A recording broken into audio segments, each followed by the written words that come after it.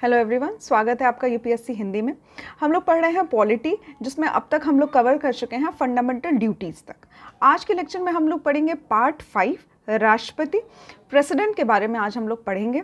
मैं आपको फिर से बता देती हूँ कि ये जो पॉलिटी की सीरीज़ चल रही है, इसमें क्वेश्चन जो है वो नोट्स के माध्यम से आपको पढ़ाए जा रहे हैं। ठीक है, तो हर नोट्स का हर लाइन जो है वो एक तरह का क्वेश्चन है जो कि आपके प्रीवियस ईयर में आया हुआ है, या फिर आपके घटना चक्र में दिया हुआ है, या फिर आने वाले क्वेश्चंस की जो संभावना है वो इन्हीं नोट्स से बनती है।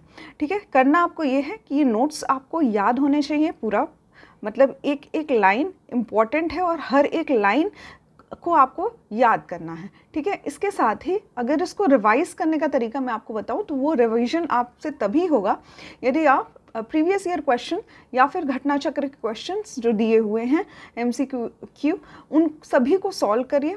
जो भी आपको समझ नहीं आ रहा है या फिर जो क्वेश्चंस करने में डिफ़िकल्टी हो रही है उसका एक शॉर्ट नोट्स प्रिपेयर करिए। शॉर्ट नोट्स जब आपके पास प्रिपेयर हो जाएगा, और ये जो नोट्स है ये टेलीग्राम चैनल पे प्रोवाइड कर दिए जाएंगे। ठीक है, तो उन शॉर्ट नोट्स को हमेशा रिवाइज करते रहिए। ये जो नोट्स हैं इसका भी आप एक सेल्फ रिटन नोट्स बना सकते हैं या फिर इसका प्रिंट आउट निकाल सकते हैं, वो मर्जी आपकी है। ठीक है, तो आई होप मैंने जो भी क्वेश्चंस दिए थे फंडामेंटल ड्यूटीज़ से रिलेटेड, DPSP से रिलेटेड और फंडामेंटल राइट्स से रिलेटेड, ये सभी क्वेश्चंस आपने कमेंट बॉक्स में लिखे होंगे। इसके साथ ही मैं आशा करती हूँ कि आपने प्रीवियस ईयर और घटना चक्र के जो क्वेश्चंस दिए हुए हैं, नोट्स के बाद के जो क्वेश्चंस दिए हुए हैं वो सभी क्वेश्चंस आपने सॉल्व किए होंगे। ठीक है, नहीं किए हैं तो प्लीज़ अब तक कर लीजिए, बिकॉज जैसे जैसे हम आगे प्रोसीड करते रहेंगे क्वेश्चंस जो नोट्स हैं वो और ज़्यादा बर्डन आपको करेंगे। ठीक है, तो यहाँ पे नोट्स और प्रोवाइड हो जाएंगे आपको, फिर आपको लगेगा कि ये भी पढ़ना है, फिर ये पढ़ना है, इसके पहले वाला भी पढ़ना है, तो उसमें आप कंफ्यूज हो सकते हैं। ठीक है, तो अगर आप सीक्वेंस में चलते रहेंगे, जैसे एक दिन कंप्लीट अगर आप वीडियो देखते हैं तो वीडियो के साथ ही याद करते हुए चलिए, क्योंकि स्पीड इतनी फास्ट नहीं पढ़ाई जाती है। समझने के लिए काफ़ी साथ साथ में भी आप चल के याद कर सकते हैं, उसके बाद एक बार रिवाइंड करके फिर से देख सकते हैं, या फिर जो नोट्स प्रोवाइड किया जा रहा है उसको आप लोग रिवाइज कर सकते हैं। ठीक है, यहाँ पे हम लोग स्टार्ट करेंगे प्रेसिडेंट राष्ट्रपति। उससे पहले मैं आपको एक क्विक रिवीजन करवा देती हूँ लास्ट के लेक्चर का। ठीक है, तो DPSP के बारे में हमने लास्ट लेक्चर में पढ़ा था। पार्ट 4 है, 36 से लेकर 51 तक के अनुच्छेद जो हैं वो DPSP में दिए हुए हैं। ये लिया कहाँ से गया, तो उसका सोर्स जो है वो आयरलैंड का संविधान है, आयरलैंड से लिया गया है। जो आर्टिकल 37 है वो मुख्य रूप से नेचर दिखाता है कि DPSP का नेचर क्या है, तो ये नॉन जस्टिसिएबल है, मतलब आप इसको लेकर न्यायालय नहीं जा सकते हैं कि हमें ये वाला अपना DPSP का आर्टिकल या राइट जो है वो नहीं मिल रहा है। ठीक है, इसके लिए आप कोर्ट नहीं जा सकते हैं, क्योंकि इसकी गारंटी कोई भी स्टेट नहीं देता है। जब अपनी स्टेट पॉलिसी बनाता है इलेक्शन के टाइम पे, या फिर कभी भी उसकी कोई भी पॉलिसी मेकिंग की जाती है, तो वो इस तरह से की जाती है कि DPSP को ध्यान में रखा जाए। ठीक है, स्टेट जो है वो गारंटी नहीं देता है इस चीज़ की कि ये प्रॉपरली वेलफेयर स्टेट बना के आपको फंडामेंटल राइट्स की तरह देगा और आप इसके लिए कोर्ट जा सकते हैं। ठीक है, तो ये नॉन जस्टिसिएबल है, ये शब्द जो है ये नॉन जस्टिसिएबल कहलाता है। इसके लिए आप न्यायालयों द्वारा लागू नहीं होता है ये आपके ऊपर। ठीक है, इसके बाद ये जो एक सिद्धांत जो है ये वेलफेयर स्टेट का सिद्धांत है, मतलब किस तरह से एक कल्याणकारी जो स्टेट है वो बनाया जा सके। ठीक है, यहाँ पे आर्टिकल 38 जो है वो राज्य लोक कल्याण की अभिवृद्धि के लिए सामाजिक व्यवस्था बनाएगा, ऐसा आर्टिकल 38 में कहा गया है। आर्टिकल 39 में पुरुष स्त्री को समान रूप से आजीविका प्राप्त हो, इक्वल पे मिले, इक्वल वर्क के लिए दोनों को ही, महिलाओं को भी और पुरुषों को भी। इसके बाद इसी का एक पार्ट है 39A, जिसमें इक्वल जस्टिस, निःशुल्क विधिक सहायता और समान न्याय, equal justice and free legal aid मिलनी चाहिए पुअर्स के लिए। ठीक है, गरीबों के लिए। उसके बाद आर्टिकल 40 आता है, जिसमें विलेज पंचायत के गठन से रिलेटेड कुछ प्रावधान दिए गए हैं राज्य लेवल पे। उसके बाद 41 आता है, जिसमें राज्य के लिए कुछ दिशा निर्देश दिए गए हैं कि कैसे राइट टू वर्क दिया जाए, एजुकेशन दिया जाए, या फिर लोक सहायता का अधिकार दिया जाए लोगों को।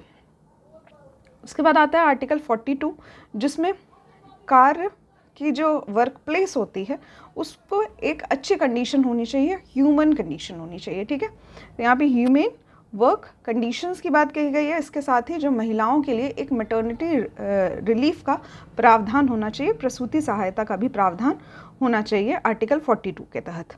43 में कॉटेज इंडस्ट्री, कुटीर उद्योगों के संवर्धन का प्रयास किया गया है, ऐसा आर्टिकल 43 में किया गया है। इसी का एक क पार्ट आता है, तो 43A के अनुसार राज्य उद्योगों के प्रबंधन में कर्मकारों की भागीदारी सुनिश्चित करेगा, participation of workers in management of industries. काफ़ी इंपॉर्टेंट है, इससे भी डायरेक्ट क्वेश्चन पूछे जाते हैं। 43A काफ़ी इंपॉर्टेंट है, ठीक है। आर्टिकल 43 भी बहुत इंपॉर्टेंट है, कुटीर उद्योगों से संबंधित है। इसके बाद आता है आर्टिकल 44, जो कि मैंने आपको बताया था 4 मतलब कि समान सिविल संहिता, यूनिफॉर्म सिविल कोड। फिर उसके बाद आता है आर्टिकल 45, जो कि प्रारंभिक बाल्यावस्था की देखरेख, अर्ली चाइल्डहुड केयर और एजुकेशन बिलो 6 ईयर्स की बात करता है, ठीक है। 6 से 14 तक का प्रावधान जो है वो फंडामेंटल राइट्स में भी दिया हुआ है, फंडामेंटल ड्यूटीज़ में भी दिया हुआ है, ठीक है। लेकिन 6 से बिलो ईयर्स जो हैं उसमें जो देखरेख और शिक्षा का प्रावधान दिया गया है वो डीपीएसपी में दिया गया है। उसके बाद आर्टिकल 46 में आता है, जिसमें एजुकेशन एंड इकोनॉमिक इंटरेस्ट, जो दुर्बल वर्ग हैं उनके बारे में या फिर अनुसूचित जाति जनजाति के विषय में बात करता है। आर्टिकल 47 जो है वो level of nutrition and standard of life, ठीक है, जीवन स्तर ऊंचा करने की बात कहता है आर्टिकल 47। आर्टिकल 48 रिलेटेड है आपके एग्रीकल्चर, कृषि और पशुपालन से संबंधित है। इसके साथ ही इसका एक पार्ट है 48A, जिसके अनुसार देश के पर्यावरण के संरक्षण और संवर्धन की बात की गई है, वन और वन्य जीवों की रक्षा की बात की गई है, ठीक है। तो protection and improvement of forest and wild life, ऐसा 48A में कहा गया है।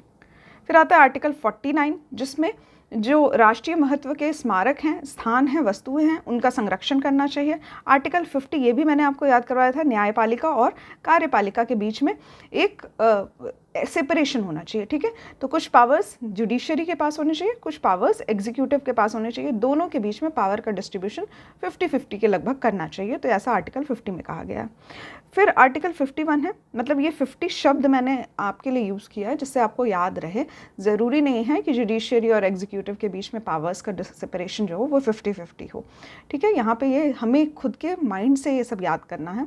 कुछ चीज़ें बस ट्रिक के लिए बनाई जाती हैं, एग्जैक्ट उनका उन शब्दों का एग्जैक्ट कॉन्स्टिट्यूशन में ऐसा लिखा नहीं है, ठीक है। उसके बाद आता है आर्टिकल 51, जिसमें राज्य अंतर्राष्ट्रीय शांति सुरक्षा की अभिवृद्धि का प्रयास करेगा, ठीक है। तो promotion of international peace and security by the state, ऐसा आर्टिकल 51 में कहा गया है, ठीक है। तो यहाँ पे एंड होता है आप लोगों का डीपीएसपी का पोर्शन। इसके बाद में हमने कुछ अंतर देखे थे, मौलिक अधिकार, फंडामेंटल राइट्स और डीपीएसपी में क्या फ़र्क है, इसको एक एक पॉइंट्स हमने ध्यान से समझने की कोशिश की थी एग्जाम्पल के साथ। इसके बाद हमने कुछ मूल कर्तव्यों के बारे में देखा था और इसके बारे में हमने पढ़ा था मूल कर्तव्यों से रिलेटेड जो क्वेश्चंस हैं वो मैंने आपको लास्ट टाइम भी बताया था कि थोड़े से ट्रिकी पूछे जाते हैं, ठीक है। आपको लगेगा कि हाँ ये तो फंडामेंटल ड्यूटी होनी चाहिए हमारी, बट वो वैसा कॉन्स्टिट्यूशन में दिया नहीं है एग्जैक्टली, ठीक है। तो कॉन्स्टिट्यूशन में कितने फंडामेंटल ड्यूटीज़ दी हुई है ये हमें याद होना चाहिए। फंडामेंटल ड्यूटीज़ जो है वो हमने लिया है यूएसएसआर से और स्वर्ण सिंह कमेटी के रिकमेंडेशन पे, संस्तुति पे इसको हमारे संविधान संशोधन 42वां संविधान संशोधन 1976 के द्वारा 4A में जोड़ा गया है हमारे कॉन्स्टिट्यूशन में, ठीक है। तो आर्टिकल 51A जो है वो हमारे फंडामेंटल ड्यूटीज़ से रिलेटेड है। 11 फंडामेंटल ड्यूटीज़ अभी करंटली हैं, जब ये बनाया गया था फंडामेंटल ड्यूटीज़ तब 10 ही ड्यूटीज़ हुआ करती थी, बट 86th कॉन्स्टिट्यूशनल अमेंडमेंट के बाद एक और ड्यूटी ऐड कर दी गई थी 2002 में, ठीक है। तो ये भी इम्पॉर्टेंट हो जाता है हमारा फंडामेंटल ड्यूटीज़, ठीक है। नंबर 1 है जिसमें संविधान का पालन करना है, राष्ट्रध्वज राष्ट्रगान का आदर करना है। यहाँ आदर करना लिखा है, जब भी राष्ट्रगान बजे आपको गाना ज़रूरी नहीं है, ऐसा कहीं भी प्रावधान लिखा नहीं है कॉन्स्टिट्यूशन में। इसके बाद राष्ट्रीय आंदोलन से प्रेरित होना है। इसके बाद संप्रभुता, एकता और अखंडता, भारत की संप्रभुता, एकता और अखंडता की रक्षा करना है। इसके बाद देश की रक्षा करना, और जब भी आह्वान किया जाए तो राष्ट्र की सेवा करने के लिए आपको तत्पर रहना है। उसके बाद आता है एक समरसता और समान भ्रातृत्व की भावना रखनी है, ऐसा भी कहा गया है हमारे कॉन्स्टिट्यूशन में। नेक्स्ट है हमारे जो संस्कृति है इसकी गौरवशाली परंपरा को समझना है। इसके बाद हमें अपने वन्य जीव, पर्यावरण, इसकी भी रक्षा करनी है, झील, नदी इत्यादि इन सब की रक्षा करनी है। एक साइंटिफिक टेम्पर बनाए रखना है, मानववाद और ज्ञान के टूवर्ड्स डेवलपमेंट के लिए हमें आगे बढ़ना है, स्पिरिट ऑफ इंक्वायरी रखना है। इसके बाद सार्वजनिक संपत्ति की सुरक्षा करना है, व्यक्तिगत और सामूहिक रूप से एक उत्कर्ष की ओर बढ़ने का सतत प्रयास करना है, ठीक है, स्ट्राइव टूवर्ड्स एक्सीलेंस। उसके बाद जो लास्ट जोड़ा गया है 6 से 14 वर्ष के जो अभिभावक हैं और संरक्षक हैं, इन दोनों को ही टारगेट किया गया है और कहा गया है कि आप अपने 6 से 14 उम्र के जो बच्चे हैं उनको शिक्षा का अवसर ज़रूर से प्रदान करें। राइट टू एजुकेशन है उनका, ऐसा वर्णित किया गया है फंडामेंटल ड्यूटीज़ में। और ये जो राइट हमें मिला है ये हमारे फंडामेंटल राइट्स के थ्रू हमें मिला है 21A के तहत, ठीक है। तो ये सभी अब तक हम लोग पढ़ चुके हैं। आज हम लोग स्टार्ट करेंगे प्रेसिडेंट के साथ। राष्ट्रपति के बारे में हम लोग पढ़ेंगे एक एक बातें। सबसे पहला है पॉइंट कि भारत का राष्ट्रपति देश का प्रथम नागरिक होता है, फर्स्ट सिटीजन माना जाता है, ठीक है। आर्टिकल 52 जो है 51 तक हमने पढ़ा। 51 हमारा DPSP है, 51A जो है वो हमारा फंडामेंटल ड्यूटीज़ है। इसके बाद आता है 52, इसके अनुसार भारत का एक राष्ट्रपति होगा। नेक्स्ट है 53, इसके तहत संघ की समस्त कार्यपालिका शक्ति राष्ट्रपति में निहित होती है, ठीक है। तो ऐसा भी क्वेश्चन पूछा जाता है, who is having all the executive power of union. Correct answer हो जाएगा आपका प्रेसिडेंट। समस्त कार्यपालिका की जो शक्ति होती है वो राष्ट्रपति में निहित होती है।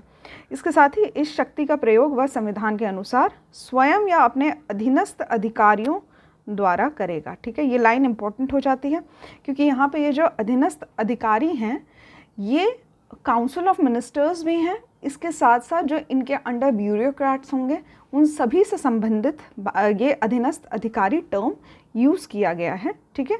तो ये जो एग्जीक्यूटिव पावर है ये प्रेसिडेंट के पास रहती है, जिसमें इसकी हेल्प करते हैं बाकी सभी अधिकारी जो इनके अंडर काम करते हैं, ठीक है। तो अब तक 52, 53 हमने देखा। 54 जो है वो इलेक्शन से रिलेटेड है कि कैसे प्रधानमंत्री का चुनाव होता है, ठीक है। तो अनुच्छेद 54 के अनुसार राष्ट्रपति का निर्वाचन एक निर्वाचन मंडल द्वारा होता है। राष्ट्रपति के निर्वाचन मंडल में संसद के दोनों सदनों, राज्यसभा और लोकसभा के निर्वाचित सदस्य, ध्यान दीजिएगा, निर्वाचित सदस्य इलेक्टेड मेंबर्स ही पार्ट लेते हैं, और लोकसभा के और राज्यसभा के, ठीक है। कुछ मेंबर्स ऐसे भी होते हैं जो इलेक्टेड होते हैं, कुछ मेंबर्स नॉमिनेटेड होते हैं, ठीक है। तो नॉमिनेटेड वालों को भाग लेने का अधिकार नहीं है, सिर्फ इलेक्टेड मेंबर्स ही पार्ट लेते हैं राष्ट्रपति के निर्वाचन में, राज्यसभा और लोकसभा के। इसके साथ ही राज्य विधानसभा के निर्वाचित सदस्य शामिल होते हैं, ठीक है।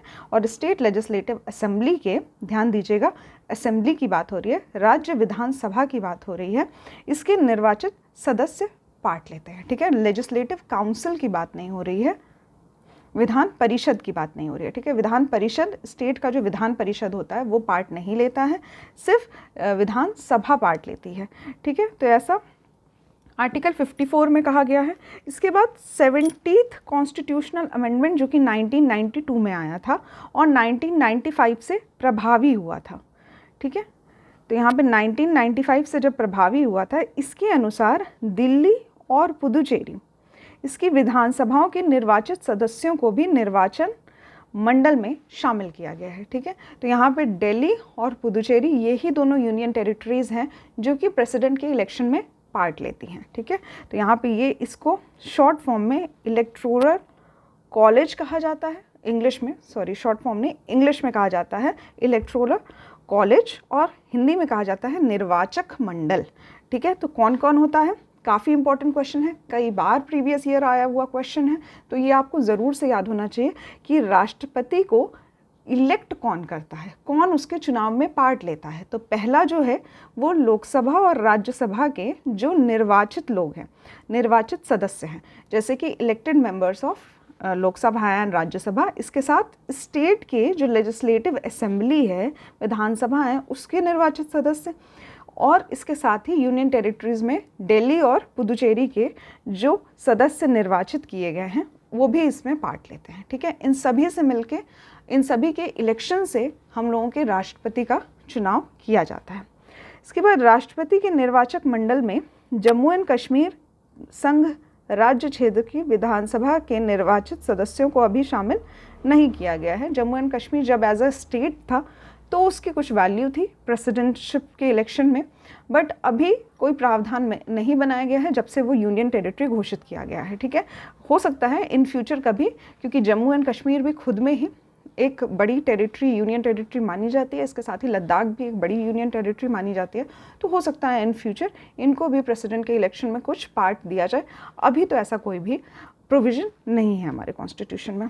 ठीक है, तो हालांकि जम्मू एंड कश्मीर राज्य के रूप में उसकी विधानसभा के निर्वाचित सदस्य निर्वाचन मंडल में शामिल थे, अभी जब से यूटी बना है तब से नहीं है। ठीक है, तो इन फ्यूचर कभी देखा जा सकता है कि बन सकते हैं। इसके साथ ही राष्ट्रपति के जो चुनाव हैं इसमें मनोनीत सदस्य एवं विधान परिषद के सदस्य भाग नहीं लेते हैं। काफ़ी इंपॉर्टेंट है ये। नॉमिनेटेड मेंबर्स और साथ ही लेजिस्लेटिव काउंसिल के मेंबर पार्ट नहीं लेते हैं, स्टेट लेजिस्लेटिव काउंसिल के। ठीक है, तो यहाँ पे लिखा हुआ है नॉमिनेटेड मेंबर्स, क्रॉस कर दिया यहाँ पे मैंने। इसके बाद आता है आर्टिकल 55, जिसके अनुसार राष्ट्रपति का जो चुनाव होगा वो अनुपातिक प्रतिनिधित्व के अनुसार होगा, जिसको प्रोपोर्शनल रिप्रेजेंटेशन कहा जाता है, और साथ ही एकल संक्रमणीय मत और गुप्त मतदान द्वारा किया जाएगा, जिसको सिंगल ट्रांसफरेबल वोट कहा जाता है। ठीक है, ठीक है। अब यहाँ पे ये जो प्रोपोर्शनल रिप्रेजेंटेशन, जिसको अनुपातिक प्रतिनिधित्व कहा जाता है, ये होता क्या है ये हम समझते हैं। तो जैसे कि मैंने आपको बताया कि हर सदस्य जो कि इलेक्टेड है लोकसभा राज्यसभा का, उसको इलेक्शन में पार्ट लेने दिया जाएगा। इसके साथ ही दिल्ली और पुदुचेरी के जो यूनियन टेरिटरी है, इसके सदस्य जो हैं इलेक्टेड सदस्य, इनको पार्ट लेने के लिए दिया जाएगा। इसके साथ ही यहाँ पे स्टेट से रिलेटेड भी जो स्टेट लेजिस्लेटिव असेंबली है, इसके भी सदस्यों को, जो निर्वाचित सदस्य हैं, उनको भाग लेने दिया जाता है। ठीक है, तो जैसे कि हम जानते हैं कि हर स्टेट में अलग अलग पॉपुलेशन है। हर स्टेट के जो प्रतिनिधि चुने जाते हैं, जो कि स्टेट लेजिस्लेटिव असेंबली में प्रतिनिधि चुने जा रहे हैं, उनकी भी संख्या अलग है। तो इस हिसाब से हर स्टेट की संख्या भी अलग होनी चाहिए, किस तरह से वो प्रेसिडेंट इलेक्शन में वोट दे रहा है। ठीक है, संख्या अलग होने का अर्थ ये है कि हर व्यक्ति जो कि एक स्टेट को रिप्रेजेंट कर रहा है, अगर वो वोट देता है तो उसके वोट की एक वैल्यू होती है। ठीक है, तो जैसे यहाँ पे अगर उत्तर प्रदेश की बात की जाए तो यहाँ की जनसंख्या ज़्यादा है, पॉपुलेशन ज़्यादा है। पॉपुलेशन ज़्यादा होने की वजह से यदि यहाँ का जो स्टेट लेजिस्लेटिव का कोई प्रतिनिधि जब प्रेसिडेंट के इलेक्शन में वोट करेगा, तो उसके वोट की वैल्यू भी ज़्यादा होगी। ठीक है, और दूसरा राज्य हम लोग लेते हैं सिक्किम। यहाँ की पॉपुलेशन कम है। पूरे इंडिया में अगर देखी जाए तो सिक्किम की पॉपुलेशन, इस स्टेट की पॉपुलेशन कम है। तो यहाँ पे जो प्रेसिडेंट का वोट होगा, उसमें जो इसका जो रिप्रेजेंटेटिव होगा इस स्टेट का, उसके वोट की वैल्यू कम होगी। इस वोट वैल्यू का निर्धारण जो होता है, इसके लिए एक फॉर्मूला यूज़ किया जाता है, जिसको हम लोग कहते हैं फॉर्मूला फॉर प्रोपोर्शनल रिप्रेजेंटेशन। ठीक है, फॉर्मूला कुछ इस प्रकार का है कि कितने नंबर ऑफ स्टेट लेजिस्लेचर के सीट्स हैं। ठीक है, तो स्टेट की कितनी सीट्स है अपॉन जो पॉपुलेशन है उस स्टेट की पॉपुलेशन मल्टीप्लाइड बाय 100। ठीक है, ये वोट वैल्यू होती है। हर स्टेट लेजिस्लेचर का अलग अलग वोट वैल्यू होता है, इसीलिए इसको प्रोपोर्शनल रिप्रेजेंटेशन कहा जाता है कि प्रतिनिधि जो है, हर स्टेट का प्रतिनिधित्व जो है वो अलग अलग होगा। ठीक है, डिपेंड करता है कि उसकी जनसंख्या कितनी है। यदि जनसंख्या ज़्यादा है तो उसके वोट की वैल्यू ज़्यादा होगी, यदि जनसंख्या कम है तो उसके वोट की वैल्यू कम होगी। ये जो दोनों राज्य हैं, इसमें यूपी की वैल्यू जो है, एग्जिस्टिंग जो भी इलेक्टोरल कॉलेज है उसमें यूपी की वैल्यू सबसे ज़्यादा है, वो यूपी के वोट की वैल्यू सबसे ज़्यादा है। और सिक्किम की वोट की वैल्यू, जो भी मैंने एग्जाम्पल दिया, ये करेक्ट एग्जाम्पल है। करेंटली सिक्किम की वोट की वैल्यू सबसे कम है, लगभग 8 है। और यूपी की वोट की वैल्यू लगभग 200 है। ठीक है, तो यहाँ पे ये वैल्यू इंपॉर्टेंट नहीं है, जानना बस आपको ये है कि इसी को कहते हैं हम लोग प्रोपोर्शनल रिप्रेजेंटेशन। दूसरा एक और वर्ड यहाँ पे दिया हुआ है, एकल संक्रमणीय मत, ठीक है, और गुप्त मतदान। तो यहाँ पे सिंगल ट्रांसफरेबल वोट का अर्थ हम लोग समझते हैं। तो सबसे पहले यहाँ पे देखा जाएगा कि जिस तरह से बैलेट बॉक्स में हम लोगों का इलेक्शन होता है उसको डायरेक्ट इलेक्शन कहा जाता है, ईवीएम मशीन के द्वारा होता है। ठीक है, यहाँ पे जो इलेक्शन होता है वो कुछ इस तरह की पर्ची के द्वारा किया जाता है, जिसमें हर व्यक्ति का नाम दिया रहता है, जितने व्यक्ति इलेक्शन में खड़े होते हैं। ठीक है, प्रेसिडेंट के पद पे जितने व्यक्ति खड़े होंगे सबका नाम होगा और उनके आगे एक बॉक्स बना होगा। तो इस बॉक्स में आपको 1, 2, 3 लिखना है अपने प्रेफरेंस के हिसाब से। ठीक है, तो प्रेसिडेंट पद पे यदि पहले नाम वाले व्यक्ति को आप देखना चाहते हैं तो उसके नाम के आगे 1 लिख दीजिए। ठीक है, यदि आप तीसरे नंबर वाले व्यक्ति को देखना चाहते हैं पद पे, इसके बाद, ठीक है, यदि पहला व्यक्ति नहीं चुना गया तो उसके बाद आप किस व्यक्ति को देखना चाहते हैं, तो तीसरे नाम के व्यक्ति को देखना चाहते हैं तो उसके नाम के आगे लिख दीजिए 2। मतलब यहाँ पे आपको क्या करना है कि एक बॉक्स, हर व्यक्ति के सामने एक बॉक्स बना होगा, उसमें आपको एक प्रेफरेंस देनी होगी। अपनी प्रेफरेंस का अर्थ ये है कि किस सीक्वेंस से, किस प्रायोरिटी के साथ आप प्रेसिडेंट को देखना चाहते हैं। यदि पहला व्यक्ति जो है उसको आप प्रेसिडेंट देखना चाहते हैं, उसके नाम के आगे 1 लगा दीजिए। दूसरे व्यक्ति को उसके बाद देखना चाहते हैं तो 2 लगा दीजिए। इस तरह से 1, 2, 3, 4 करके आप एक सीक्वेंस बनाते हैं। ठीक है, इस सीक्वेंस में जब टोटल वोटिंग होती है तो सबसे ज़्यादा यदि किसी व्यक्ति को 1 नंबर पे वोट मिलता है तो वही प्रेसिडेंट बन जाता है। ठीक है, यदि पहले सीरीज़ में ऐसा नहीं मिलता है एक बार के मत में, तो दूसरी बार फिर से मतदान होते हैं। मतलब उसी चरण में 2 मतदान या 3 मतदान किए जाते हैं और इस तरह से करते करते लास्ट में एक व्यक्ति बचता है जिसको सबसे सर्वाधिक वोट मिले रहते हैं और वो व्यक्ति भारत का प्रेसिडेंट जो है वो घोषित कर दिया जाता है। ठीक है, तो इस तरह से इनडायरेक्ट इलेक्शन होता है। 2 वर्ड आपको याद करने हैं, स्टेट का प्रोपोर्शनल रिप्रेजेंटेशन और इसके साथ ही सिंगल ट्रांसफरेबल वोटिंग सिस्टम। ठीक है, तो यहाँ पे इसी को कहा जाता है सिंगल ट्रांसफरेबल वोटिंग सिस्टम, जिसमें प्रेफरेंस के आधार पे आप लोग 1, 2, 3, 4 लिखते हैं। ठीक है, यहाँ पे एक व्यक्ति को अगर आप प्रेसिडेंट देखना चाहते हैं तो सिर्फ एक व्यक्ति पे नाम टिक करके नहीं आ सकते हैं आप।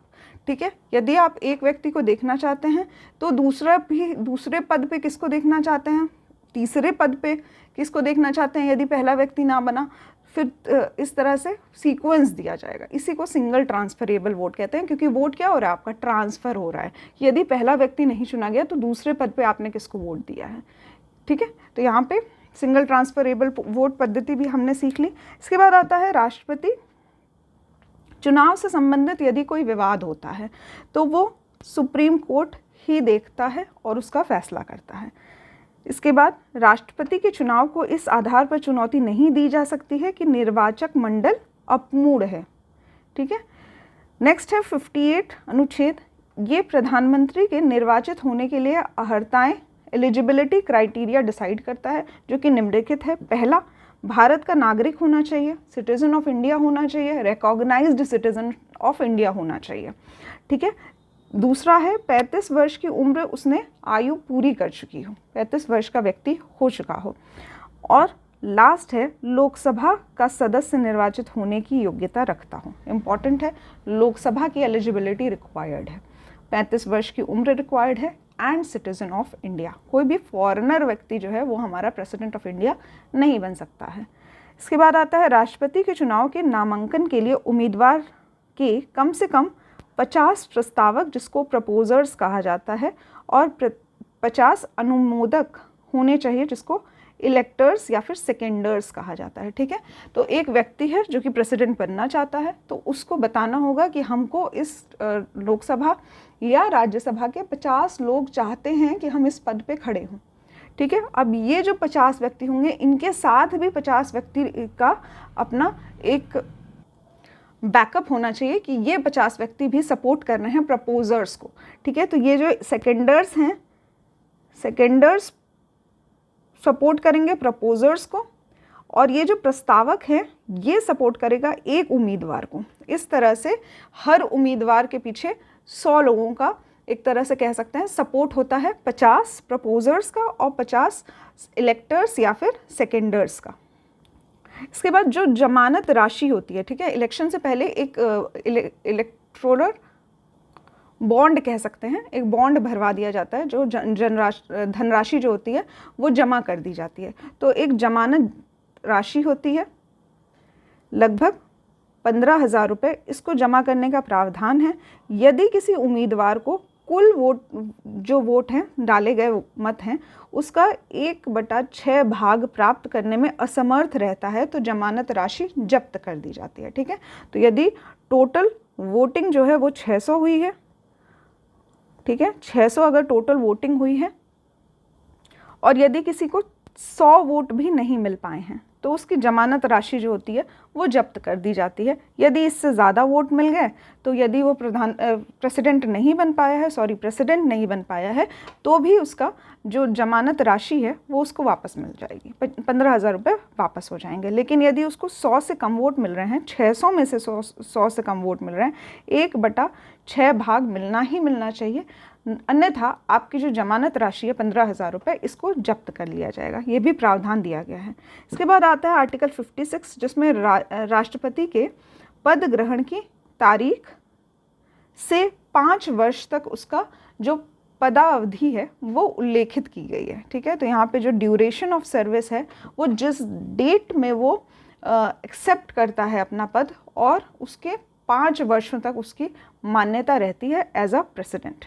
इसके बाद 56(1) क के अनुसार, ध्यान दीजिएगा, 56(1) क के अनुसार भारत का जो राष्ट्रपति है वो अपना त्याग पत्र उपराष्ट्रपति को संबोधित करता है। ठीक है, तो किसको रेजिग्नेशन देता है? वाइस प्रेसिडेंट को रेजिग्नेशन देता है हमारा प्रेसिडेंट।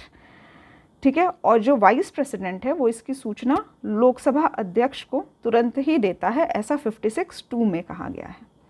फिर भारतीय संविधान का जो 57 है वो राष्ट्रपति के पद के लिए किसी व्यक्ति के पुनः निर्वाचन की पात्रता निर्धारण करता है। ठीक है, तो एक व्यक्ति जो है वो 2 बार या उससे ज़्यादा बार भी प्रेसिडेंट बन सकता है, जैसे कि जो हमारे फर्स्ट प्रेसिडेंट थे डॉक्टर राजेंद्र प्रसाद, उन्होंने 3 अवधि तक प्रेसिडेंटशिप संभाली है। ठीक है, तो 5 वर्ष, उसके बाद 5 वर्ष, और मतलब इस तरह से करते करते उनका जो पूरा अवधि है वो 3 सीरीज़ में आता है। इसीलिए जो राष्ट्रपति हैं वो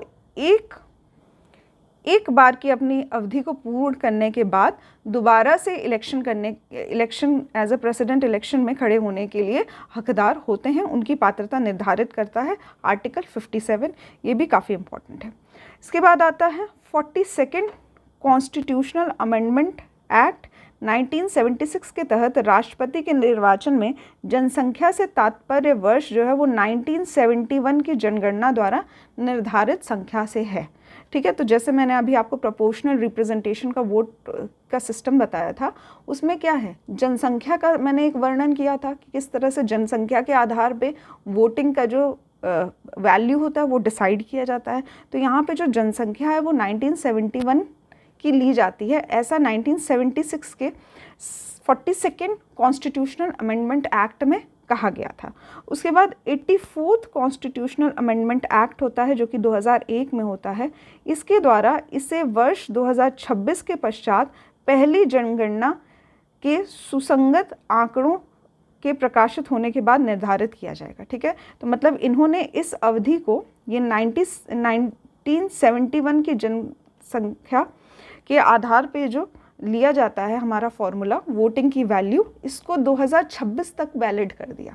2026 के बाद जो भी उस टाइम पे जो करंट पॉपुलेशन होगी, जो भी न्यू पॉपुलेशन असेसमेंट करवाया जाएगा, उसके अकॉर्डिंग जो है चेंज कर दिया जाएगा। ऐसा 84th कॉन्स्टिट्यूशनल अमेंडमेंट एक्ट 2001 में कहा गया है। ठीक है, पॉपुलेशन कौन से वर्ष की लेनी है, किस वर्ष की जनसंख्या जनगणना के अनुसार करना है पॉपुलेशन का वोट, प्रेसिडेंट के वोट का वैल्यू, वो है 1971। काफ़ी इंपॉर्टेंट है, याद रखिएगा इसको।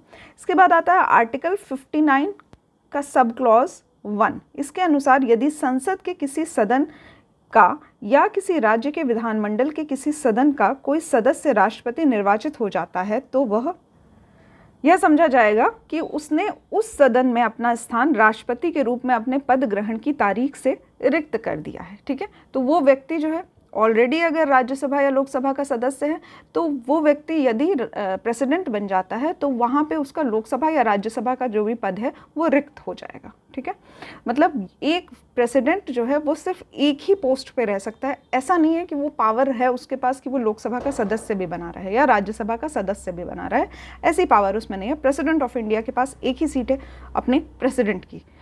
उसके बाद आता है आर्टिकल 60, जिसके अनुसार राष्ट्रपति द्वारा शपथ या प्रतिज्ञान का प्रारूप वर्णित किया गया है। ठीक है, भारत का राष्ट्रपति को शपथ भारत का मुख्य न्यायाधीश या उसके अनुपस्थिति में उच्चतम न्यायालय का उपलब्ध ज्येष्ठतम न्यायाधीश दिलाता है। तो यहाँ पे जो प्रेसिडेंट की स्वेरिंग सेरेमनी होती है, शपथ ग्रहण समारोह जो होता है, वो मुख्य न्यायाधीश यानी कि हमारे चीफ जस्टिस के अंडर होता है। यदि चीफ जस्टिस प्रेजेंट नहीं है तो हाई कोर्ट का जो सबसे एल्डेस्ट जज होगा, सबसे ज्येष्ठतम न्यायाधीश जो होगा, वो शपथ ग्रहण का कार्यक्रम करवाएगा राष्ट्रपति का। ऐसा आर्टिकल 60 में लिखा हुआ है। ठीक है, इंपॉर्टेंट है ये भी। वर्तमान में राष्ट्रपति का जो वेतन है वो है 5 लाख रुपए प्रति माह। राष्ट्रपति का वेतन भारत की संचित निधि से दिया जाता है। ठीक है, तो यहाँ पे ये भी इम्पॉर्टेंट है, संचित निधि से इसका वेतन दिया जाता है राष्ट्रपति का। उसके बाद आर्टिकल 56(1) ख के अनुसार राष्ट्रपति पर महाभियोग संविधान के अतिक्रमण के आधार पर चलाया जा सकता है। ठीक है, तो यदि कोई अनकॉन्स्टिट्यूशनल एक्टिविटी होती है जिसमें कॉन्स्टिट्यूशन को फॉलो नहीं किया जाता है, उस टाइम पे प्रेसिडेंट पे इम्पीचमेंट का प्रोसेस चलाया जा सकता है। ऐसा आर्टिकल 56(1) ख में लिखा हुआ है। इसके बाद आर्टिकल 61 में राष्ट्रपति पर महाभियोग इम्पीचमेंट की प्रक्रिया का उल्लेख किया गया है। इसके अनुसार महाभियोग का आरोप तब तक नहीं लगाया जाएगा जब तक कि ऐसा आरोप लगाने की स्थापना किसी ऐसे संकल्प से अंतर्विष्ट नहीं है। ठीक है, समझना ये है कि आपको एक इम्पीचमेंट का एक प्रोसेस होता है। प्रेसिडेंट को हम उसके पद से ऐसे ही नहीं हटा सकते हैं, एक प्रोसेस होता है। प्रोसेस कैसे किया जाता है ये हम लोग देखेंगे। इसका उल्लेख आर्टिकल 61(2) में किया गया है। आर्टिकल 61 जो है वो राष्ट्रपति के इम्पीचमेंट से रिलेटेड है। ठीक है, इसका जो सब क्लॉज 2 है वो बताता है कि ऐसा तभी किया जा सकता है किसी भी सदन में, लोकसभा या राज्यसभा, जिसमें आप 14 दिन पहले एक रिटन सूचना देते हैं। ठीक है, तो 14 दिन की एक लिखित सूचना प्रदान की जाती है। इस प्रकार 14 दिन की अग्रिम सूचना के साथ ही एक संकल्प लाया जाता है। सदन की कुल सदस्य की संख्या से कम 1/4 सदस्य जो होते हैं वो उस पर हस्ताक्षर करते हैं। 1/4 यानी कि सदन के 25% लोग हस्ताक्षर करते हैं तथा उस सदन के कुल सदस्य संख्या के कम से कम 2/3 बहुमत द्वारा ऐसा संकल्प पारित होना चाहिए। ठीक है, ठीक है, तो जो संकल्प लाया गया है कि प्रेसिडेंट जो है वो कुछ अनकॉन्स्टिट्यूशनल एक्टिविटी कर रहे हैं, तो ये 14 दिन पहले एक लिखित सूचना दी जानी चाहिए और उस लिखित सूचना के बाद उस पर हस्ताक्षर होना चाहिए लगभग 25% लोग जो सभी सदन में मौजूद हैं। ठीक है, उसके बाद ये जब एक बिल कह सकते हैं इसको, ये एक काइंड ऑफ जब बिल प्रेजेंट किया जाता है, इम्पीचमेंट का प्रोसेस जो होता है, तो उस इम्पीचमेंट का प्रोसेस को प्रक्रिया में तभी लाया जाता है, तभी इम्पीच होता है प्रेसिडेंट, यदि 2/3 बहुमत से जो सदन के कुल सदस्य हैं यदि उसको पारित कर देते हैं। ठीक है, तो यहाँ पे स्पेशल मेजॉरिटी की ज़रूरत होती है, 2/3 मेजॉरिटी की ज़रूरत होती है इम्पीचमेंट के लिए। फिर अनुच्छेद 62(2) के अनुसार यदि राष्ट्रपति पद की रिक्ति राष्ट्रपति की मृत्यु, पद त्याग या पद से हटाए जाने के कारण होती है, तो पद रिक्ति को भरने के लिए निर्वाचन रिक्ति होने की तारीख के पश्चात यथाशीघ्र और प्रत्येक दशा में 6 माह बीतने से पहले किया जाएगा। ठीक है, तो यदि ऐसा कोई सिचुएशन होती है जिसमें राष्ट्रपति का पद जो होता है वो खाली रहता है, जो 6 माह तक का वक्त दिया जाता है, उसमें राष्ट्रपति की जो पद की रिक्ति है उसको ख़त्म किया जाता है, राष्ट्रपति का चुनाव करवाया जाता है नए तरीके से। ये किसी भी कारण हो सकते हैं राष्ट्रपति के पद की रिक्ति। पहला, यदि राष्ट्रपति की मृत्यु हो जाए, दूसरा यदि उसने रेजिग्नेशन दे दिया हो, पद त्याग कर दिया हो, और तीसरा यदि उसको हटाया जा चुका हो, इम्पीचमेंट कर दिया गया हो। ठीक है। और उसके बाद यदि मृत्यु हो जाती है या फिर त्याग पत्र दे देता है या फिर हटाए जाने की स्थिति होती है तो उस टाइम पे जो उसका जो पद होता है उसका कार्यभार उपराष्ट्रपति संभालता है। ठीक है, तो राष्ट्रपति का पद जो होता है वो वाइस प्रेसिडेंट संभालता है उस टाइम ड्यूरेशन में, उसको कार्यवाहक प्रेसिडेंट कहा जाता है। एक्टिंग वाइस प्रेसिडेंट को एक्टिंग प्रेसिडेंट कहा जाता है, उस टाइम पे कार्यवाहक राष्ट्रपति कहा जाता है जिस वक्त पे उपराष्ट्रपति उसका पद संभाल रहा होता है। यदि किन्हीं कारणों से उपराष्ट्रपति भी उपलब्ध नहीं है, ठीक है, ऐसा भी हो सकता है कि वाइस प्रेसिडेंट भी उपलब्ध नहीं है, उस सिचुएशन में क्या होगा, तो उच्चतम न्यायालय का मुख्य न्यायाधीश यानी कि चीफ जस्टिस ऑफ इंडिया या उसके रहने पर वरिष्ठतम न्यायाधीश राष्ट्रपति के कार्यों को संपादित करेगा। ठीक है, तो यदि चीफ जस्टिस ऑफ इंडिया भी अवेलेबल नहीं है तो सुप्रीम कोर्ट का जो एल्डेस्ट जज होगा, ठीक है, वो राष्ट्रपति के पद पे एज अ कार्यवाहक कार्य कर सकता है। उसके बाद अनुच्छेद 77 के अनुसार भारत सरकार के समस्त कार्यपालिका कृत्य राष्ट्रपति के नाम से किए जाते हैं। ठीक है, यहाँ पे आर्टिकल 78 भी इन्हीं कुछ कर्तव्यों के बारे में वर्णन करता है।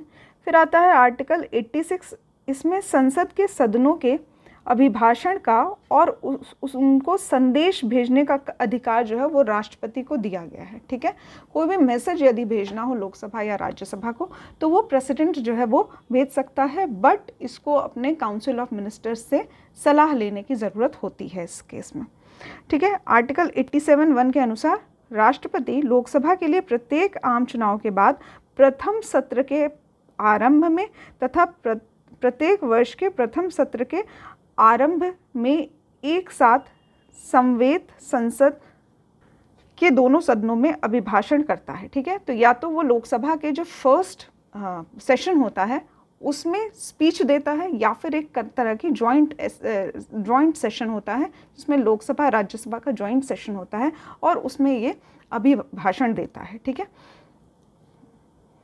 जैसे अभी जो हमारा 2024 का इलेक्शन हुआ है, इसके बाद जो प्रधानमंत्री Narendra Modi as a prime minister हुए हैं, तो ये लोकसभा की जब पहला सेशन स्टार्ट हुआ है तो उसके जो पहला सेशन का पहला दिन होगा वो राष्ट्रपति संबोधित करेगा। ठीक है, इसके बाद अनुच्छेद 108 के तहत राष्ट्रपति कुछ दशाओं में संसद के दोनों सदनों का संयुक्त अधिवेशन बुला सकता है। ठीक है, तो जॉइंट सिटिंग का प्रावधान 108 आर्टिकल में दिया हुआ है, काफ़ी इंपॉर्टेंट है, कई बार पूछा हुआ क्वेश्चन है, बैक टू बैक आप देख सकते हैं, हर ईयर में ये पूछा हुआ है कि जॉइंट सिटिंग के लिए कौन सा प्रावधान है, 108। कौन बुलाता है जॉइंट सिटिंग?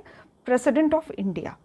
उसके बाद अनुच्छेद 111 के अंतर्गत प्रावधान है कि राष्ट्रपति संसद के दोनों सदनों द्वारा पारित विधेयक पर स्वीकृति प्रदान करेगा या अपनी स्वीकृति रोक लेगा। ठीक है, तो या तो यदि कोई बिल है, बिल यदि लोकसभा राज्यसभा दोनों में ही पास हो गया है तो वो जब एक्ट बनता है तो तभी बनता है यदि उसमें राष्ट्रपति अपना हस्ताक्षर करते हैं, अपनी स्वीकृति प्रदान करते हैं। और राष्ट्रपति के पास ऑप्शन दिया हुआ है, या तो अपनी स्वीकृति प्रदान कर देगा या फिर अपनी स्वीकृति रोक देगा। इसको पॉकेट वीटो भी कहा जाता है। कुछ नहीं करना रहता है, इसमें एक वीटो पावर का यूज़ करना रहता है और जो भी बिल पास हुआ है लोकसभा राज्यसभा में वो राष्ट्रपति उसमें अपनी स्वीकृति नहीं देगा, उसको रोक देगा। ठीक है, ऐसा भी पावर जो है वो राष्ट्रपति को प्रदान की गई है। अथवा विधेयक धन विधेयक के अलावा को पुनर्विचार हेतु सदन में लौटा भी सकता है। ठीक है, तो इसके पास एक और ऑप्शन है, या तो उसको पास कर दे या तो उसको रोक ले या फिर अपने कुछ रिकमेंडेशन करके वापस भेज दे। लेकिन ऐसा मनी बिल के केस में नहीं किया जा सकता है, क्योंकि मनी बिल जो है इससे रिलेटेड अभी हम पढ़ेंगे क्लॉज। मनी बिल जो है वो प्रेजेंट करने से पहले ही प्रेसिडेंट से पूछ लिया जाता है। तो जब पहले से ही पूछ रखा है तो उसके बाद लोकसभा राज्यसभा से पास हो जाता है, तब प्रेसिडेंट उसको रोक नहीं सकता है, उसको पास करना ही पड़ता है। नेक्स्ट है, यदि विधेयक सदनों द्वारा संशोधन सहित या उसके बिना फिर से पारित कर दिया जाता है तो राष्ट्रपति के समक्ष पुनः प्रस्तुत किया जाएगा, तो राष्ट्रपति उस पर स्वीकृति नहीं रोकेगा। ठीक है, तो यहाँ पे 3 ऑप्शन मैंने आपको बताया था। पहला कि यदि बिल पास हो जाता है, दूसरा बिल रोक दिया जाता है पॉकेट वीटो के तहत, वीटो पावर यूज़ करके। और तीसरा कि संशोधन के लिए, अमेंडमेंट के लिए दोबारा भेज दिया जाता है। तो यदि अमेंडमेंट किया जाए या ना किया जाए ये लोकसभा और राज्यसभा पे निर्भर करता है। यदि बिना अमेंडमेंट के भी वापस प्रेसिडेंट के पास भेज दिया जाएगा तो प्रेसिडेंट जो है उसको वो स्वीकृति देनी ही पड़ेगी, वो रोक नहीं सकता। ठीक है, ये पावर जो है ये राष्ट्रपति के एक तरह की लिमिटेशंस दी गई है कि राष्ट्रपति जो है उसको पुनः उसको अगर प्रस्तुत किया गया है तो आप स्वीकृति उस पर नहीं रोक सकते हैं, एक बार अमेंडमेंट हो गया तो। ठीक है, नेक्स्ट है, जैसे कि मैंने बताया यदि कोई मनी बिल है तो राष्ट्रपति उसको पुनः विचार के लिए लौटा नहीं सकता है, उसको पास करना पड़ेगा यदि लोकसभा राज्यसभा दोनों में ही पास हो चुका है, क्योंकि मनी बिल जो होता है, धन विधेयक जो होता है, वो सदन में राष्ट्रपति के पूर्व अनुमति से ही प्रस्तुत किया जाता है। ठीक है, तो यहाँ पे पूर्व अनुमति है तो इसलिए दोबारा उसको भेज नहीं सकता है पुनः विचार के लिए। राष्ट्रपति की स्वीकृति के बाद ही जो विधेयक होता है वो कानून बनता है। बिल जो है वो एक्ट तभी बनता है जब उस पर राष्ट्रपति स्वीकृति देता है। उसके बाद आर्टिकल 123 के तहत राष्ट्रपति अध्यादेश जारी करने की शक्ति प्रदान है। यदि लोकसभा राज्यसभा सेशन में नहीं है और कोई बहुत इम्पॉर्टेंट है, एक तरह का एक्ट पास करना है, तो उस टाइम पे ऑर्डिनेंस जारी किया जाएगा राष्ट्रपति के द्वारा और उसको एक्ट बना लिया जाएगा। इसकी जो वैलिडिटी होती है वो 6 माह की होती है, 6 मंथ की। उसके बाद लोकसभा राज्यसभा फैसला करती है कि ये जो एक्ट है ये रहना चाहिए कि नहीं रहना चाहिए। इस तरह से अध्यादेश जो होता है उस पर कानून बनाया जाता है लेटर ऑन। उसके बाद आर्टिकल 72 के तहत भारत के राष्ट्रपति को क्षमादान की शक्ति प्रदान की गई है। आर्टिकल 143 के तहत राष्ट्रपति को उच्चतम न्यायालय से परामर्श का अधिकार दिया गया है। ये भी काफ़ी इंपॉर्टेंट क्वेश्चन होता है। ये भी इम्पॉर्टेंट है कि 72 के तहत राष्ट्रपति को क्षमादान की शक्ति प्रदान की गई है। और 143 के तहत राष्ट्रपति यदि कोई एक परामर्श लेना चाहे तो वो उच्चतम न्यायालय यानी कि सुप्रीम कोर्ट से ले सकता है। इसके बाद आर्टिकल 53 सब क्लॉज 2 के तहत भारत का जो राष्ट्रपति है वो तीनों सेनाओं, थल सेना, वायुसेना, नौसेना का प्रधान सेनापति होता है। राष्ट्रपति राष्ट्र का प्रतिनिधित्व करता है परंतु राष्ट्र का नेतृत्व नहीं करता है। ठीक है, राष्ट्र का जो नेतृत्व है ये अधिकार प्रधानमंत्री को दिया गया है, राष्ट्रपति को नहीं दिया गया है। इसीलिए राष्ट्रपति को नॉमिनल हेड कहा जाता है। राष्ट्रपति को नॉमिनल हेड कहा जाता है। ठीक है, किसी भी भौगोलिक क्षेत्र को अनुसूचित क्षेत्र घोषित करने का संवैधानिक अधिकार जो है वो राष्ट्रपति के पास है। ठीक है, तो कोई भी यदि एरिया है उसको शेड्यूल्ड एरिया घोषित करना है तो ये अधिकार जो है, या फिर किसी कास्ट को शेड्यूल्ड कास्ट घोषित करना है तो ये अधिकार सिर्फ और सिर्फ राष्ट्रपति को प्रदान किया गया है। ठीक है, इसके साथ ही एक इन्फॉर्मेशन मैं यहाँ पे देना चाहती हूँ। ये जो आर्टिकल 72 के तहत भारत के राष्ट्रपति को क्षमादान की शक्ति प्रदान की गई है, ये गवर्नर को भी प्रदान की जाती है। ठीक है, उसका आर्टिकल अलग है, ये जब हम लोग गवर्नर पढ़ेंगे तब हम लोग देखेंगे। यहाँ पे आर्टिकल 72 के तहत राष्ट्रपति को कुछ शक्तियाँ प्रदान की गई है। ठीक है, जिसमें से पहला आता है राष्ट्रपति चाहे तो किसी व्यक्ति को पूर्ण क्षमादान दे सकता है। ठीक है, उसकी सभी जो पनिशमेंट उसको मिली है सभी रद्द कर सकता है। दूसरा तो पहला तो माफ़ कर सकता है जिसको हम लोग कहेंगे पूर्ण क्षमा, पार्डन कहा जाता है इंग्लिश में। ठीक है, नेक्स्ट है क्षमा को स्थगित कर सकता है। ठीक है, तो अभी एक प्रकार का टेम्पोररी स्टे लगा सकता है, इसको रिप्राइव कहते हैं या फिर स्थगन। ठीक है, हिंदी में स्थगन कहते हैं, इंग्लिश में रिप्राइव कहते हैं। नेक्स्ट है इसकी पावर कम्यूटेशन, जिसमें सज़ा की जो प्रकृति है उसको बदल देता है। ठीक है, तो सज़ा की प्रकृति बदल देता है। प्रकृति बदलने को पावर भी जो है वो प्रेसिडेंट के पास है। इसके साथ ही सज़ा को कम कर सकता है। सज़ा की जो अवधि है यदि वो 10 वर्षों की है तो उसको कम करके 8 वर्षों की कर सकता है। इसको रेमिशन कहते हैं, रेमिशन। ठीक है, तो सज़ा की अवधि को कम करना, अवधि कम करना। इसके बाद जो लास्ट आता है उसको रेस्पाइट कहते हैं, कुछ स्पेशल केसेस में यदि कोई व्यक्ति है जिसको सज़ा मिली है, वो किसी स्पेशल परिस्थिति में है, यदि वो अत्यधिक बीमार है या फिर कोई महिला है तो वो प्रेग्नेंट है, तो ऐसी जब स्थितियाँ होती हैं, स्पेशल केसेस होती हैं, तो उसमें वो अवधि भी कम कर सकती है, साथ ही उसकी प्रकृति भी बदल सकती है। तो ये भी पावर जो है ये प्रेसिडेंट के पास है। प्रेसिडेंट चाहे तो रिस्पाइट की कंडीशन में प्रकृति, सज़ा की प्रकृति, साथ ही सज़ा की अवधि दोनों ही कम कर सकता है। ये भी अधिकार राष्ट्रपति के पास दिया गया है और अक्सर प्रीवियस ईयर क्वेश्चन आप लोग देखेंगे तो इस पर क्वेश्चंस जो हैं वो बने हुए हैं। जो भी इंग्लिश मीडियम के छात्र हैं या छात्राएं हैं उनसे मैं ये कहना चाहती हूँ कि ये जो टर्म्स दिए हुए हैं, पार्डन, रिप्राइव, कम्यूटेशन, रेमिशन, रेस्पाइट, ये अक्सर कन्फ्यूज़ करते हैं। ठीक है, मैंने भी क्वेश्चन पेपर्स देखे हैं, मैंने भी पेपर दिए हैं कि ये मुझे भी अक्सर कंफ्यूज करते हैं। तो इसको याद करने के लिए एक स्ट्रॉन्ग ट्रिक बना लीजिए या फिर अपने दिमाग में इतनी बार इसको पढ़ लीजिए कि वो सेटल डाउन हो जाए। ठीक है, और जो हिंदी मीडियम के छात्र हैं, इससे रिलेटेड जो भी मैंने आपको हिंदी में एक्सप्लेनेशन बताया है इसको याद कर लीजिए, क्योंकि ये जो क्षमादान की शक्ति है ये अक्सर मैंने देखा है कि क्वेश्चन में पूछा जाता है, तो ये ज़रूरी है। आर्टिकल 72 के तहत ये सभी पावर्स जो है वो हमारे प्रेसिडेंट ऑफ इंडिया को प्रदान की गई है। इसके साथ ही इमरजेंसी से रिलेटेड कुछ प्रावधान जो हैं वो भी राष्ट्रपति को प्रदान किए गए हैं।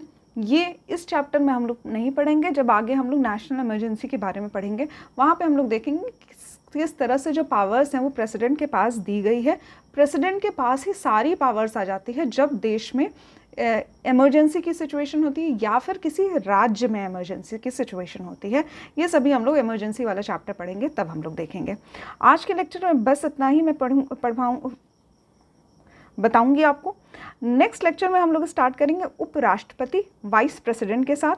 जाते जाते मैं आपको एक क्वेश्चन देना चाहती हूँ, एक्चुअली मैं 3 क्वेश्चन देना चाहती हूँ, क्योंकि एक क्वेश्चन आप लोग सॉल्व करते हैं फिर उसके बाद चैप्टर जो होता है वो आपको लगता है कि सब समझ में आ गया हो, तो एटलीस्ट 3 क्वेश्चन मैं आपको देती हूँ। देना तो और भी चाहिए, लेकिन मैं आशा ये करती हूँ कि आप लोग शायद हो सकता है कि प्रीवियस ईयर क्वेश्चन कर रहे होंगे, साथ ही घटना चक्र के क्वेश्चन कर रहे होंगे, क्योंकि ये टीचर का काम है एक बार को आपको बताना, बट एज अ स्टूडेंट मुझे लगता है कि आप एक कॉम्पिटिटर की तरह खुद को देखिए कि जो आप पढ़ाई कर रहे हैं वो शायद कोई और व्यक्ति आपसे ज़्यादा पढ़ाई कर रहा है और उसके सिलेक्शन के चांसेस ज़्यादा बढ़ जाते हैं।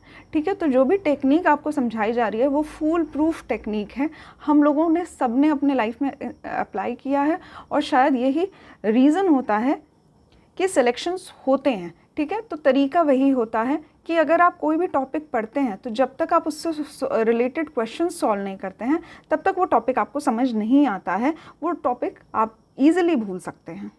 ठीक है, तो जो सबसे पहला क्वेश्चन है वो है जो राष्ट्रपति हैं इनके इम्पीचमेंट से रिलेटेड प्रावधान किस आर्टिकल में दिया हुआ है? महाभियोग कहा जाता है इसको।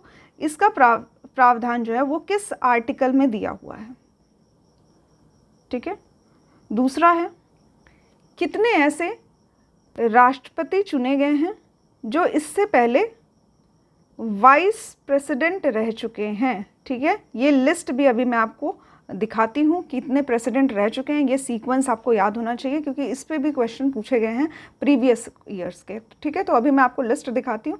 सेकेंड आपका क्वेश्चन ये हो जाता है कि कितने प्रेसिडेंट ऐसे हैं जो पहले वाइस प्रेसिडेंट की पोस्ट पे रह चुके हैं। ठीक है, तीसरा किस आर्टिकल के तहत प्रेसिडेंट जो है उसको पावर है वित्त आयोग का गठन करने का? ठीक है, तो यहाँ पे मैं फाइनेंस कमीशन लिख रही हूँ। फाइनेंस कमीशन का गठन किस आर्टिकल के तहत राष्ट्रपति के द्वारा किया जाता है? यह आर्टिकल आज मैंने आपको नहीं बताया, स्टार्टिंग में जब हम लोग रिवीजन कर रहे थे सभी आर्टिकल्स का एक ही पेज पे लिखा हुआ था, वहाँ पे मैंने ये आर्टिकल आपको बताया है। फाइनेंस कमीशन से रिलेटेड आर्टिकल आपको याद होना चाहिए। इसके साथ ही उसी वक्त मैंने आपसे कहा था कि जो क्वेश्चंस आते हैं प्रीवियस ईयर वो आप ज़रूर से तैयार कर लीजिए। ठीक है, तो ये अक्सर प्रीवियस ईयर क्वेश्चन में पूछा गया है, फाइनेंस कमीशन से रिलेटेड आर्टिकल। फाइनेंस कमीशन का जो गठन है वो प्रेसिडेंट के द्वारा किया जाता है, ये भी काफ़ी इंपॉर्टेंट हो जाता है। ठीक है, तो ये भी आप याद कर सकते हैं। ठीक है, यहाँ पे लिस्ट दी हुई है भारत के राष्ट्रपति। सबसे पहले जो राष्ट्रपति थे वो थे डॉक्टर राजेंद्र प्रसाद, जो कि 1, 2, 3 बार इनका अवधि रहा है। नेक्स्ट है डॉक्टर सर्वपल्ली राधाकृष्णन।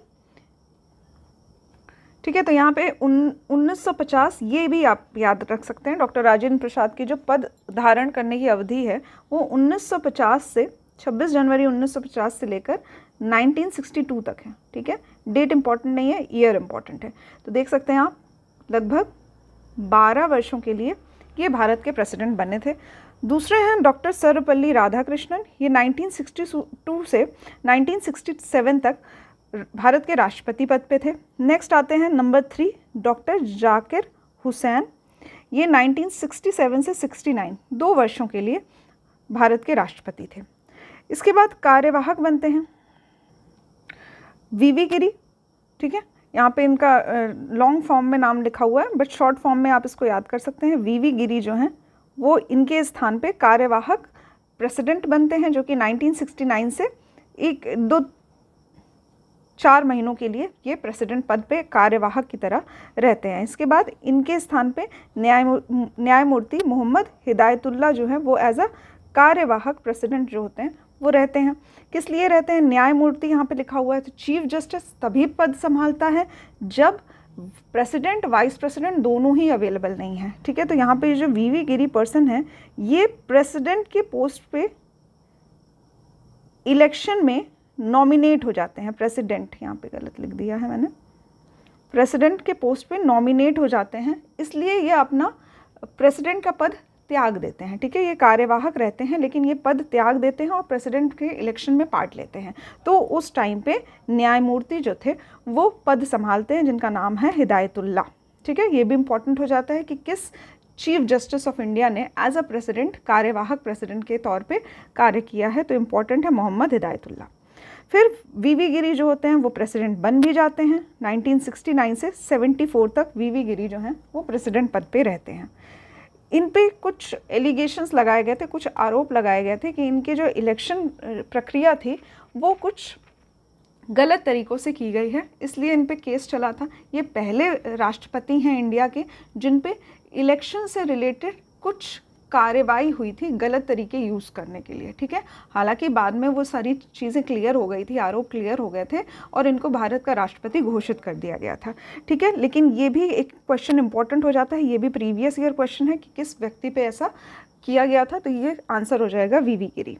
इसके बाद फ़खरुद्दीन अली अहमद, ये प्रेसिडेंट बनते हैं हमारे 1974 से 77 के तक। इसके बाद कार्यवाहक प्रेसिडेंट बनते हैं BD जट्टी, ये कार्यवाहक प्रेसिडेंट थे जो कि 1977 से मतलब उसी वर्ष के लिए जब तक इलेक्शन नहीं हो जाता तब तक के लिए ये प्रेसिडेंट बनते हैं। इसके बाद आता है नीलम संजीव रेड्डी। ठीक है, इनके बारे में जो सबसे इम्पोर्टेंट बात ये है कि ये पहले राष्ट्रपति हैं भारत के जो कि अनअपोज्ड, निर्विरोध चुने गए थे। ठीक है, तो अनअपोज्ड, ये भी क्वेश्चन पूछा गया है आपसे। नीलम संजीव रेड्डी, इनका जो कार्यकाल था वो था 1977 से 1982। इसके बाद ज्ञानी जैल सिंह आते हैं, इनका कार्यकाल जो था वो 1982 से 1987, 25 जुलाई। ठीक है, फिर है R वेंकट रमन, ये 1987 से 1992 तक थे। फिर डॉक्टर शंकर दयाल शर्मा 1992 से 1997। KR नारायणन, ये 1997 से 2002 तक थे। फिर डॉक्टर APJ अब्दुल कलाम, जिनको मिसाइल मैन भी कहा जाता है, ये 2002 से 2007 तक थे। इसके बाद आती हैं प्रतिभा पाटिल जो कि भारत की पहली वुमेन प्रेसिडेंट थी, महिला राष्ट्रपति। इनका कार्यकाल था 2007 से 2012 तक का। उसके बाद आते हैं प्रणब मुखर्जी 2012 से 2017 तक। फिर आते हैं रामनाथ कोविंद 2017 से।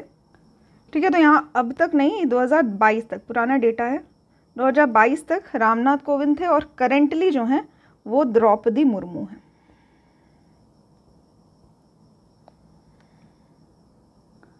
ठीक है, ये दूसरी महिला राष्ट्रपति हैं और पहली महिला राष्ट्रपति जो कि जनजाति से आती है, जो कि शेड्यूल्ड है, अनुसूचित जनजाति से आती हैं, शेड्यूल्ड ट्राइब से आती हैं, पहली महिला राष्ट्रपति हैं, या फिर पहली राष्ट्रपति हैं जो कि शेड्यूल्ड ट्राइब से आती हैं और दूसरी महिला राष्ट्रपति हैं। ठीक है, ये याद कर सकते हैं आप लोग द्रौपदी मुर्मू के बारे में।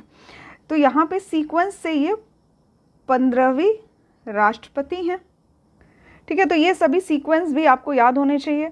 सीक्वेंस में याद करने के लिए इंपॉर्टेंट क्या है ये मैं आपको बता देती हूँ। तो सबसे पहले तो आपको सबको याद है, दूसरे भी सबको याद हैं, तीसरा याद कर लीजिए डॉक्टर जाकिर हुसैन, और इसके बाद वीवी गिरी आते हैं। वीवी गिरी जो हैं वो पहले कार्यवाहक रहते हैं, फिर ये अपना पद जब छोड़ देते हैं, जब ये इलेक्शन के लिए जाते हैं दूसरी बार प्रेसिडेंट के लिए, तो उस टाइम पे ये न्यायमूर्ति मोहम्मद हिदायतुल्लाह जो हैं वो एज अ कार्यवाहक एक्टिंग प्रेसिडेंट वर्क करते हैं। इसके बाद वीवी गिरी जीत जाते हैं और ये प्रेसिडेंट बन जाते हैं।